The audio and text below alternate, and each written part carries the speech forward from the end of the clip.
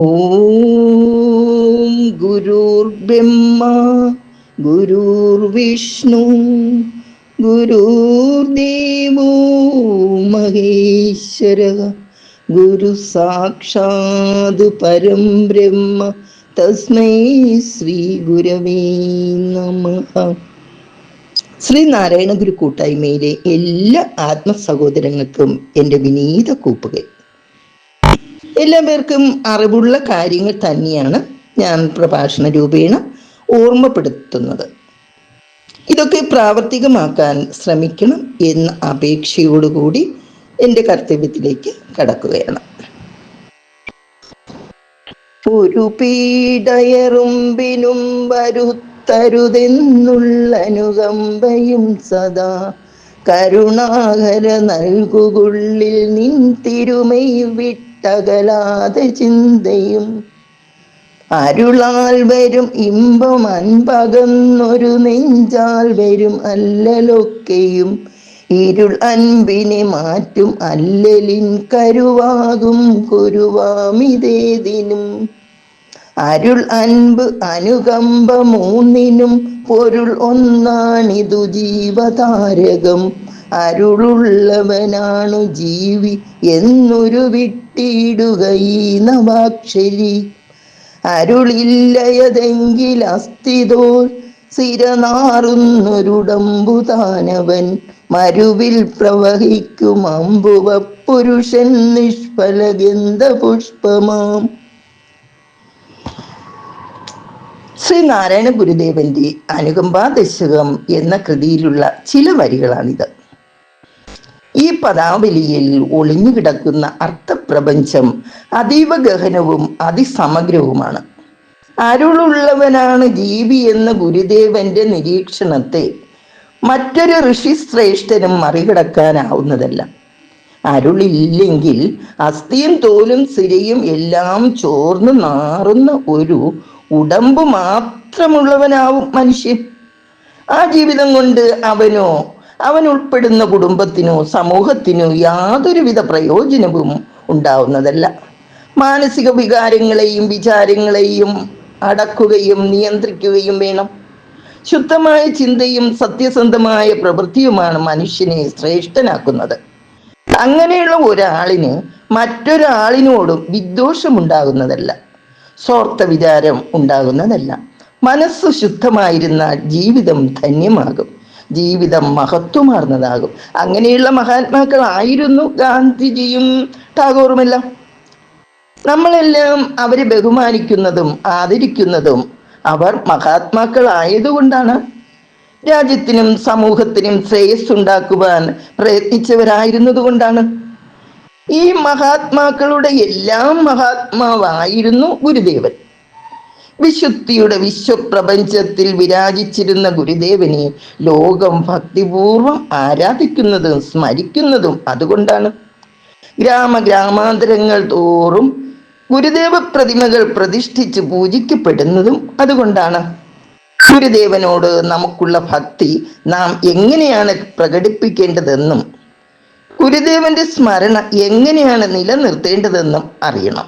ഗുരുദേവൻ മനുഷ്യരാശിക്കു നൽകിയ അമൂല്യ ദർശനം പഠിക്കുകയും ആ വെളിച്ചം ഹൃദയത്തിൽ സംശീകരിക്കുകയും അത് ജീവിതത്തിൽ പകർത്തുകയും വേണം. ആ വിധം ചെയ്യുമ്പോഴാണ് ഗുരുദേവനോടുള്ള നമ്മുടെ ഭക്തി അർത്ഥവത്തായി തീരുന്നത്. നമ്മുടെ എല്ലാം ഉള്ളിലിരിക്കുന്ന അഹന്തയാണ് ഭേദകൽപ്പനകൾ ഉണ്ടാക്കുന്നത്. ആ അഹന്തയുടെ ആഴം കൂടുന്തോറും മനുഷ്യനിൽ നിന്നും മനുഷ്യത്വം വറ്റിക്കൊണ്ടിരിക്കും. മനുഷ്യത്വമില്ലെങ്കിൽ മനുഷ്യൻ മനുഷ്യനാവുകയില്ല. സ്നേഹം പങ്കുവയ്ക്കാനുള്ള മാനസികാവസ്ഥ എല്ലാവരിലും ഉണ്ടായാൽ പിന്നെ ഭേദചിന്ത നിലനിൽക്കുകയില്ല. ഞാൻ നീ എന്ന വേർതിരിവ് കൊണ്ട് യാതൊരു അർത്ഥവും ഉണ്ടായിരിക്കുന്നതല്ലെന്നും മനസ്സിലാകും. സമസ്ത ജീവികളിലും സ്നേഹം സ്ഥിതി ചെയ്യുന്നുണ്ട്. ആ സ്നേഹസാഗരത്തിൽ അലിഞ്ഞു ചേരുമ്പോൾ ഈശ്വരാനുഭൂതി ലഭിക്കും, ബോധത്തിന് ഉണർവുണ്ടാകും. സർവജീവികളിലും ബോധമുണ്ട്. അത് വേണ്ട വിധത്തിൽ ഉണർത്തിയെടുക്കുകയാണ് നാം ചെയ്യേണ്ടത്. എത്രയെത്ര തേനീച്ചകൾ ഒന്നിച്ചു കൂടിയാണ് തേൻ സംഭരിച്ചു വെക്കുന്നത്. ഒരു ഉറുമ്പിനെ നോക്കുക. ഒരു അരിമണി കിട്ടിയാൽ അത് വലിച്ചിഴച്ചു കൊണ്ടുപോകും. കൂട്ടത്തിലുള്ള എല്ലാ ഉറുമ്പുകളും കൂടി അത് ഭക്ഷിക്കും. അതുപോലെ സഹജീവികളോട് കരുണയുള്ളവനായി സ്നേഹമുള്ളവനായി ജീവിക്കുക എന്നതാണ് ഈശ്വരേച്ഛ. ആ ഇച്ഛ അംഗീകരിക്കാതെ അഹന്തയുടെ ലോകത്ത് വിശ്രമിക്കുന്നവൻ സമുദ്രത്തിൽ മുങ്ങി താഴുന്നവന് തുല്യമാണ്. ഗുരുവിലേക്ക് അടുക്കാൻ ആരുടെയും ഉപദേശം അധികമൊന്നും വേണ്ട. ഗുരുദേവ കൃതികൾ നിത്യവും വായിച്ചു പഠിച്ചാൽ ഗുരുവിലേക്ക് തന്നെ ചെല്ലും. അത് വായിക്കുവാനും പഠിക്കുവാനും യോഗമുള്ളവരെ അതിൽ നിൽക്കൂ. അല്ലാത്തവർ ഞാൻ ഈഴവനാണ്, വിദ്യാഭ്യാസമുണ്ട്, ജോലിയുണ്ട് എന്ന് പറഞ്ഞ് നകളിക്കും.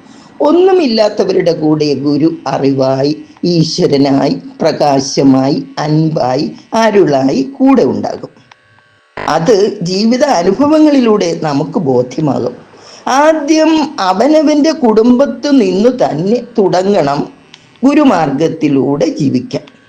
ഗുരു പറഞ്ഞ ഈശ്വരാരാധന എല്ലാ ഗൃഹങ്ങളിലും ഹൃദയത്തിലും ഉണ്ടാകണം.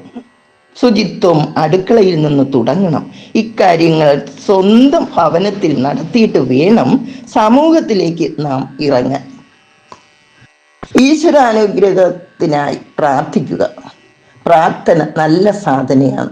പ്രാർത്ഥന മനസ്സിന് ശാന്തിയും ഉണർവും നൽകും.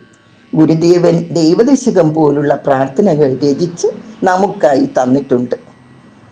ദൈവമേ കാത്തുകൊള്ളുക, കൈവിടാതിങ്ങു ഞങ്ങളെ എന്ന് പറഞ്ഞുകൊണ്ടാണ് ആ പ്രാർത്ഥന ആരംഭിക്കുന്നത്. ഏത് മതവിശ്വാസിക്കും ഭേദചിന്ത കൂടാതെ ഉൾക്കൊള്ളാവുന്ന ആ പ്രാർത്ഥന നിരന്തരം ഉരുവിടണം. അപ്പോൾ ആനന്ദം അനുഭവിക്കുവാൻ കഴിയും. ശാന്തിയും സമാധാനവും ജീവിതത്തിൽ ഉണ്ടാവും. ആത്മസുഖത്തിനായി നാം ആചരിക്കുന്നവ അപരന് സുഖത്തിനായി വരേണം. അപ്പോഴാണ് ഗുരുദേവനോടുള്ള നമ്മുടെ ഭക്തിയും ആരാധനയും പൂർണ്ണതയിലെത്തുന്നത്. ഗുരുസ്മരണയോട് ഗുരുധർമ്മ പരിപാലനത്തോട് ജീവിതം നയിച്ച് ധന്യരായി തീരുവാൻ ഏവർക്കും സാധിക്കട്ടെ എന്ന് പ്രാർത്ഥിക്കുന്നു.